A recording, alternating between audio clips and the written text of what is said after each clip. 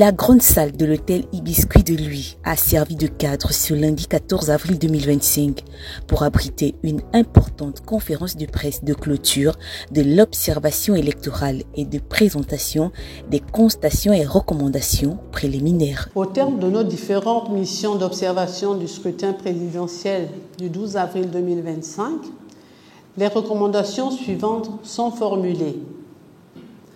Au gouvernement, à travers le ministère de l'Intérieur et de la Sécurité, nous recommandons d'alléger la procédure d'attribution des accréditations, d'élaborer un guide de l'observation nationale, d'organiser les séances de formation communes entre le personnel de commandement, les personnels chargés de l'organisation des élections et les observateurs nationaux, de mettre en œuvre des politiques nationales d'éducation civique, citoyenne et électorale, de renforcer l'inclusion des parties prenantes dans l'organisation des élections, notamment la société civile, d'inclure davantage les femmes, les jeunes et les personnes vivant avec un handicap dans les instances de gestion des élections.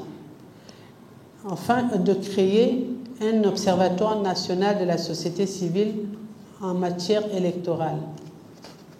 Le réseau des observateurs citoyens, la mission d'observation électorale de la société civile du Gabon et la coalition Tournant la page Gabon remercient les autorités gabonaises, notamment le ministère de l'Intérieur et de la Sécurité, pour avoir mis en place des conditions favorables à l'observation nationale. Les partenaires techniques et financiers pour leur appui multiforme, les candidats pour leur campagne non violente qui a permis une élection apaisée. Enfin, le peuple gabonais pour son civisme élevé qui renforce la démocratie dans notre pays. Je vous remercie. Cette rencontre a vu la présence de la coordination des missions d'observation électorale, composée de la mission des organisations de la société civile, de la mission du ROC et de celle du TLP. Mon appréciation est positive, tout simplement parce que depuis 1990, où le Gabon est devenu un pays démocratique, nous n'avons pas connu une élection comme celle-ci. Nous y avions peur au départ. Est-ce que les choses iront bien? Comment ça va se passer?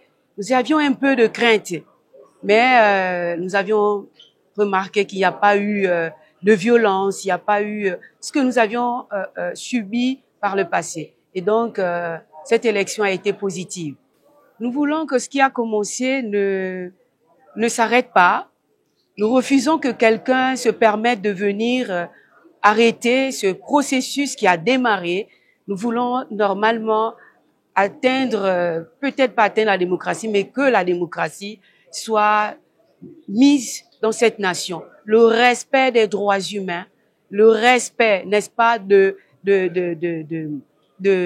respect de l'humain, le respect de l'humain, qui a le droit de voter, qui a le droit aussi même de ne pas voter, mais d'aller auprès de ce dernier, lui demander pourquoi il ne vote pas. Parce qu'il faut aller en profondeur. Il faut qu'on sache pourquoi il y a des abstentions. Pourquoi?